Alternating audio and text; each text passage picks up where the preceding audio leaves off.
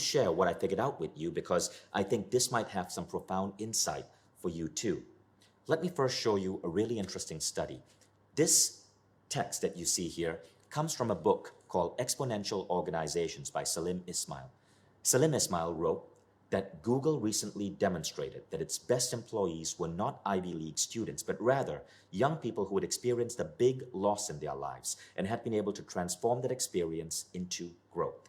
According to Google, deep personal loss has resulted in employees who are more humble and open to listening and learning. I believe that loss and suffering are often the greatest things that get us to grow. And loss and suffering are two of the biggest tools that our soul uses to smack us at the back of the head when we are moving in the wrong direction. And that was essentially what was going on with me. In those 3 years, what I was doing was being a CEO. I was running a business, but I wasn't immersing myself in personal growth. In short, I had forgotten who I really was. And I remember during this time, Sri Kumar Rao, who is now one of our authors. Back then, he was one of my mentors. And I asked Rao, what advice would you give me? So Rao said, I'm not going to give you advice. All I want you to do is to meditate on this poem. I'm going to read it out to you.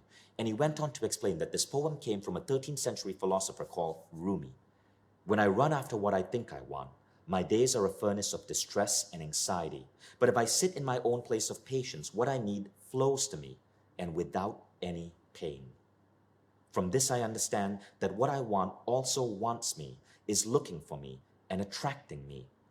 There is a great secret in this for everyone who can grasp it. Rumi wrote a lot about life, and his poems have this deep meaning. People interpret them in different ways. What I interpreted from this poem was absolutely nothing. I read it, it sounded beautiful, but I didn't fully understand it. But over the next couple of months, new layers of understanding emerged. It was kind of funny. When you commit to personal growth every single day, what happens is that incredible insights emerge. And things that you read before that you never fully grasped suddenly start making meaning. That's what started happening. With that conversation with Sri Kumar Rao, I understood that the best way to overcome the stress and the chaos was not to immerse myself in the stress and the chaos. Rather, it was to immerse myself, in personal growth.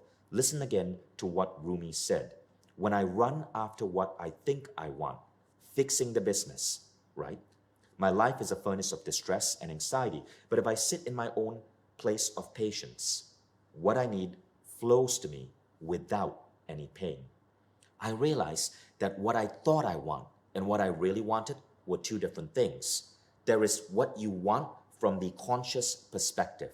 In my case, I just freaking wanted the business to survive. I wanted to pay off our debts. I wanted people to stop stealing from me.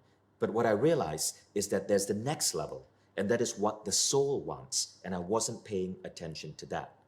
Now, fortunately, as life would have it, another interesting master entered my life.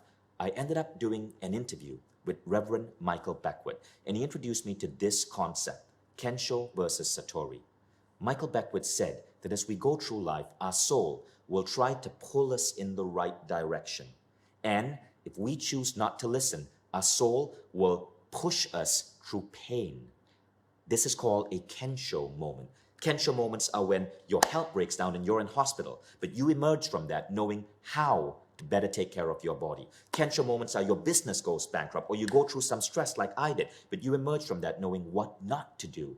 That is one way the soul speaks to you.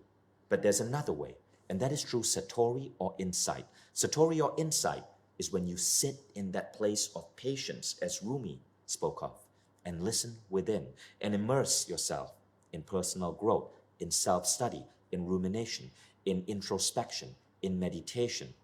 Satori is change through insight in a gentle, beautiful way. Kensho is change through pain. What would you rather have in the world?